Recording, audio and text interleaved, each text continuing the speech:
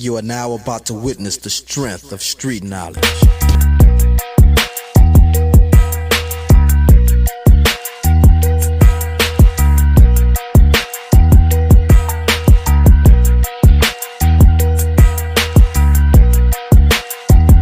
Man, first and foremost, welcome to the J Shop, where we explore the power of street knowledge, but from a different perspective. You know what I'm saying? Letting our light shine. If I shine, you shine, we shine. Man, thank y'all for tapping in for another blazing episode. You know we coming with that raw and that real. All right, man. Today, man, I wanna touch bases on like some of the feedback that's been coming in. You know, in reference to our episode 1 of the J Shop. And, you know, a lot of the feedback from people is more so like, you know, man, y'all hitting it right on the head on topics that need to be spoke about, or, well, I never heard it, you know, like explained, articulated like that. You know what I'm saying? Mm-hmm. And so I'm sitting back to myself and I'm thinking like, damn, like, you know, of course, we got real experience that we drawing from, you know what I'm saying? We got like real knowledge and lessons that we learned along the way that you only gonna get with experience, you know, that we drawing from when we sharing our perspective on things. Remember, you exploring the powers of street knowledge, but from a different perspective, you see what I'm saying? And I think that's where we hold that value at, where it can't be mimicked, you know what I'm saying? Because the perspective is coming from a mind that was molded while in captivity. You see what I'm saying? So you gotta understand, like True indeed, like, yeah, you know, dudes did some time, you know, everybody, the general stuff that come with it and all that, you know, but compared to the average stinking person out here, man, I don't think people realize it, but dudes and females who actually go and do time, like, you have an advantage. You see what I'm saying? You talking about men who whole concept of manhood was I'm talking even on a subconscious level was sculptured during captivity. You see what I'm saying? So today I kind of want to focus on that to really be able to pull back that layer and help people understand why a person in our position can come from with so much depth to a certain topic. You know what I'm saying? So I think today, man, is going to be lessons that we learned from the pen. Not so much from the pen, but while we was in the pen, the experience we had while we was there. You know what I'm saying? Just those lessons and how it play a part in like how not only we view life, but how we live life. You know, so I'm gonna start, man, with something that come to mind and on a personal level. So this is a personal life lesson. Okay. Environmental awareness. Environmental awareness is exactly what I'm saying. The environment and you being aware of it. You see what I'm saying? As I move around in society now, you know, we into business now, so it's entrepreneur lifestyle. You know, we got to be in certain rooms and places to network, to get our brand out there, to, you know, build relationships. We got to be in the spaces that the people we're trying to reach, our audiences, we got to be where they are, you know? Environmental awareness, you got to be aware of how business is conducted, how to carry yourself and move like an entrepreneur. You got to be aware of what's out here, what options you have in front of you. You got to be aware of this stuff. And I think that's what giving us like edge on things. But the reason why environmental awareness is so important, and I feel like I use those skills and that skill set that I learned from the pen out here, practicing environmental awareness, because the severity of it back then. You see what I'm saying? You had to know. You know, I think any person, when they're put up against a decision, and it's like you can either make this decision and be successful, or you can make this decision and your life may be on the line. So I'm saying, I give you something that I saw was an issue with a lot of dudes back there. You know, most dudes in the cell, you and they would just sell it, depending on what yard you got on, you got 1 or 2 cellies. You know what I'm saying? Certain people upbringing was different. So a person may feel like, hey man, listen, we in this cell together, bro. We ain't got nothing about 10 feet of room. You know what I'm saying? Bro, if you're going to use the bathroom, bro, flush every time you use the bathroom. You know what I'm saying? You drop, flush. Right. You see what I'm saying? To one person, that may mean common courtesy. To another person, nobody never showed me that. I never had that upbringing, so I don't have that, like, those house training that, you know, a person might have. I done saw where that turned into a violent situation. Absolutely. You know what I'm saying? Well, a person who might feel like, bro, I done been in this room for 3 years, 5 years, 10 years, and you just got moved in here last weekend. You think that you gonna bring all that slack stuff in here. I don't live like that. You see, in that situation, that person has the choice to either get with the program and flush when they use the bathroom, or don't flush and deal with the consequences. It's gonna be some consequences. Exactly. Being aware of your environment was so important in that, in those circumstances. It's so important because, once again, it's war culture. We actually come out on the tier, and I'm speaking Lee County. We actually come out on the tier, and it's my job to go ahead and do a head count. Where the homies at? You see what I'm saying? It was like super war culture for us. So when I came out, the homies whose doors got popped prior to mine, they already up congregating in front of my door. So by the time the CO come and pop my door, you know what I'm saying, the homies out there. But we had to be aware, okay, who in the shower right now? All right, who's the designated homie who's supposed to be securing the showers? Environmental awareness, you know? I watch, it's war culture, bro. I watch dudes use distractions to actually get to somebody. Have one of their partners go, their homies go into their room and start something at the gambling table just to make a big uproar, like dudes gonna fight, they arguing at the gambling table. So once the attention go in the dang gun their room for the argument, they done got their man. Environmental awareness. So that's one that I would say on a personal life lesson that I learned from the pen, and I still am aware of and practice today.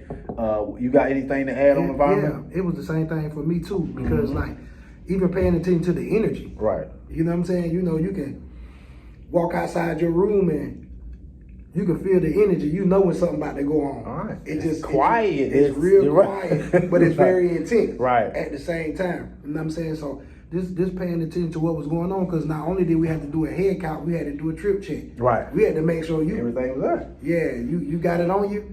You know what I'm saying? So it was molding us to, you know what I'm saying, to be able to survive in that habitat. You know what I'm saying? Malcolm X said, I had a jungle mind because I was living in the jungle. Right. So everything I did was based off instinct to survive. You know what I'm saying? And that's what it is back there in prison, man. It's like everything is about survival tactics. That's what they teach you. You know what I'm saying? But I had to break that cycle. It's so crazy because, like, coming up in that environment and learning how to live, like, bro, if you ain't never did time, somebody got to teach you how to be and how to do time. Most definitely. So learning how to live in survival mode, bro, because that's, like he said, that's what it is. Yeah. It actually gives me a jump on the streets. Absolutely. Because I know how to live out here in survival mode. I'm going to be honest with you. Once you can master survival mode, it don't matter where they send you to. It don't matter where you go at. Think about it, bro. 8.5 years, I was on 7 different prison yards. In 15 years, I was in, I did every yard in the Department of Corrections. So, yeah. So you talking about 17 years old, pulled out of Richland County, took to what? Bishopville County, and just dropped on a prison yard with about 2,000 and some change other dudes who locked up. I don't know, a couple cats in there I know them, but for the most part, I don't know these dudes. I'm a nobody when I hit the yard. Never heard of them. You know what I'm saying? But you adapt. With time, you become a somebody. I tell dudes all the time, bro, you know, I'm grateful for every experience that I had in my life. But I look at prison as that was a stage that I had to go through. You see what I'm saying? Think about this.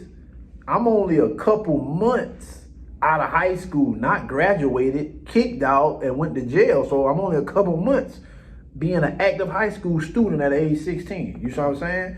Left there, went through this prison stage, came in a nobody, but come out a respected black man would say so in the subculture that I'm a part in. Right. It's because you wanted it, though. Yeah, it's because I wanted it. Don't get it twisted. Don't get it Yeah. twisted. I went back there like that already. But my point in saying that is that stage, bro, just like middle school is to high school. I started at elementary. I went through this stage. I passed with good grades, and they passed me on over to high school.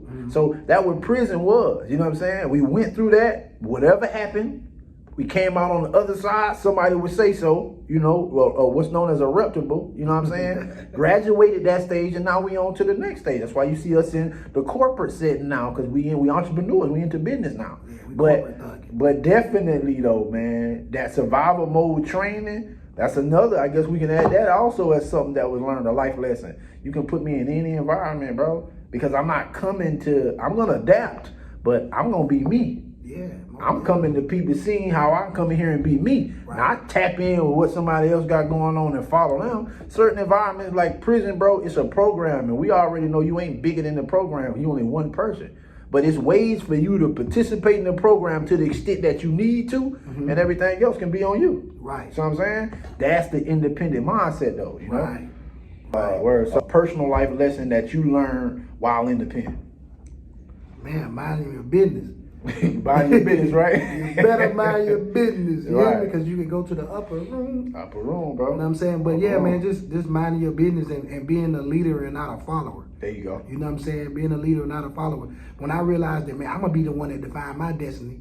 You know what I'm saying? It became a whole different outlook right there. Right. You know what I'm saying? Because you got people that create these fake codes and conducts for you and want you to live up under their laws. You know what I'm saying? You start realizing, man, my morals and your principles Two different things. are not aligned. Two different things. You know what I'm saying? We totally two different people. We might have signed up for the same thing, but our reasonings was different. You know what I'm saying? So I thank God for, like, you know, the foundation that my grandma even raised me on, as far as like morals and principles, my integrity and things of that nature. Because even though my geographical location was the same as theirs, being incarcerated and being confined, like you say, captivity is the closest thing to death. Yep. You know what I'm saying? So once I started realizing it's a trick, Yep. you know what I'm saying? You got to be a thinker in order to survive. Because I was standing for a righteous cause.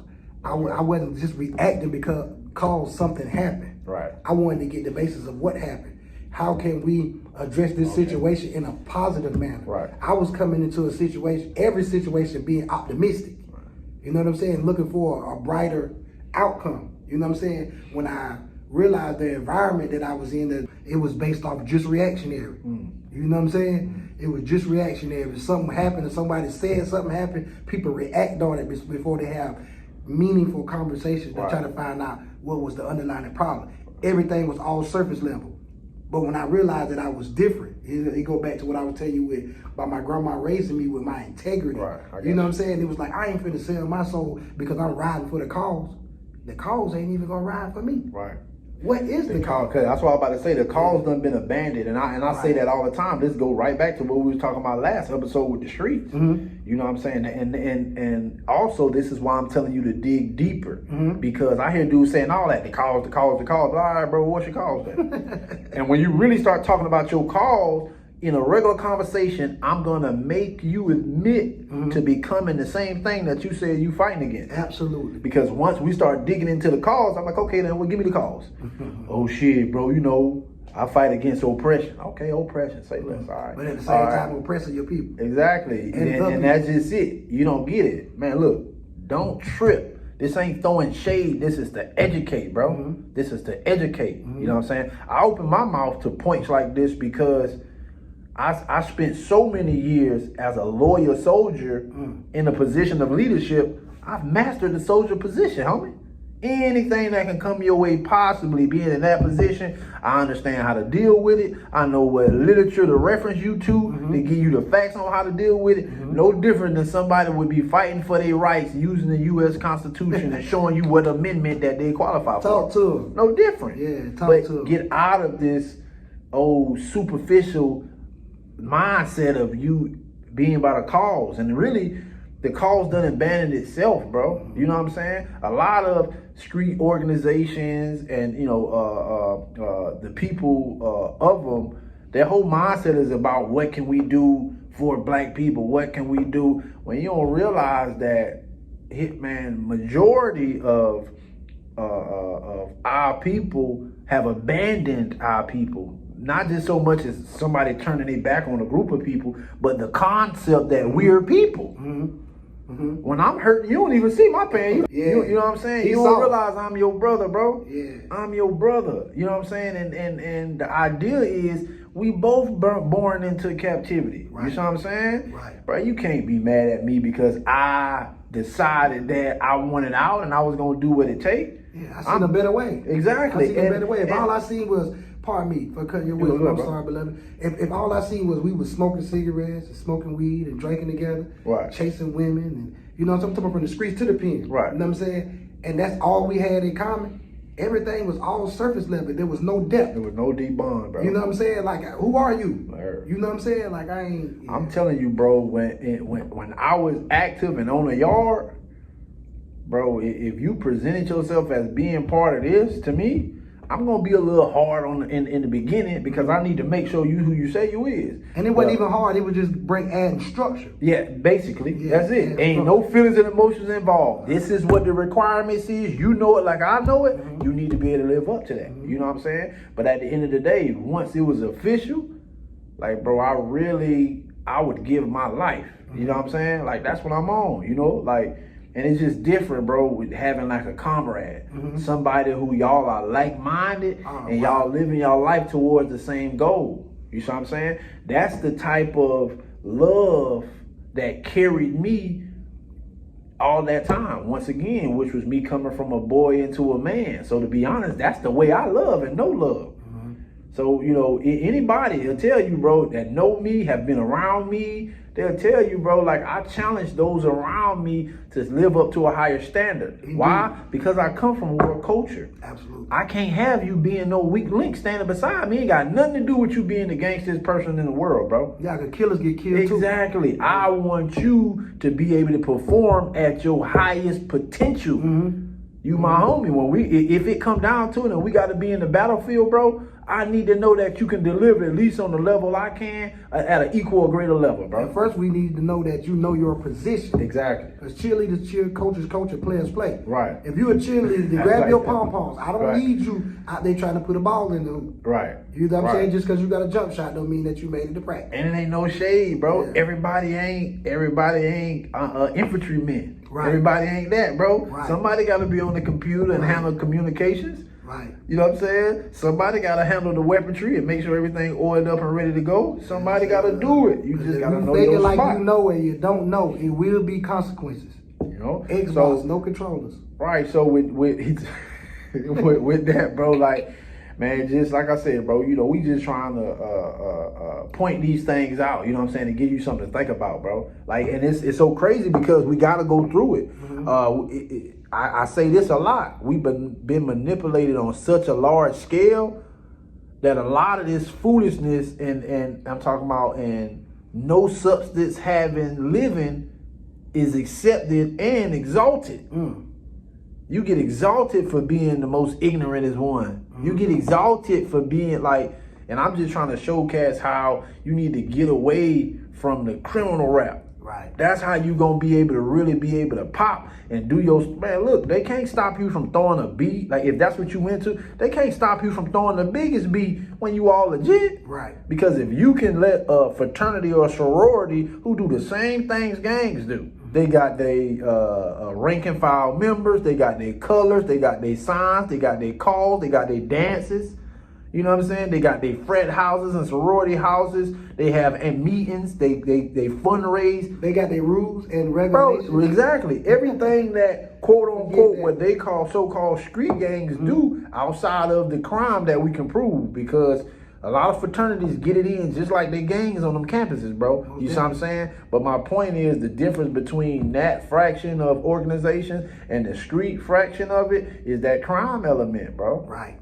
Think about it. If you're running your whole operation off crime, you are a criminal influence organization. There's nothing for them to come through and smack you with a RICO indictment because you fit the description. You fit the description. But what if a few of y'all stepped away from crime and use your brain at a time where anybody can get rich and put your mind towards building something that take care of you?